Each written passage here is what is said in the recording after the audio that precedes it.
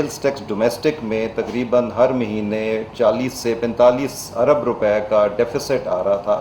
سو یہ ایک چیلنج تھا کہ ہم اگلے 3 مہینوں کے ٹارگٹس اپنے کیسے کریں گے، اور یہ جو ریوائز ٹارگٹ 6100 کا تھا اس تک کیسے پہنچیں گے.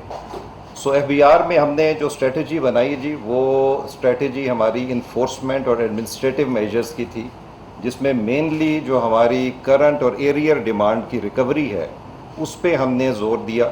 اور اس مد میں ہم نے، یہ میں آپ سے شیئر کرنا چاہتا ہوں کہ تقریباً کوئی 250 ارب روپیہ ہم نے جو انفورسمنٹ میجرز ہے اس سے ہم نے جمع کیا ہے. سو یہ بھی ایک ہسٹوریکل فگر ہے، جو ایف بی آر میں اتنی بڑی اماؤنٹ انفورسمنٹ میجر سے کبھی جمع نہیں ہوتی. جو فائلنگ آف ریٹرنز ہیں، ہم نے اس سال میں تقریباً کوئی 3,20,000 ریٹرنز فائل کروائی ہیں رجسٹرڈ ٹیکس پیئرز کی، جو رجسٹرڈ تو تھے سسٹم میں لیکن وہ ریٹرنز فائل نہیں کر رہے تھے. سو اس میں انکم ٹیکس بھی ہے، اس کے اندر سیلز ٹیکس بھی ہے.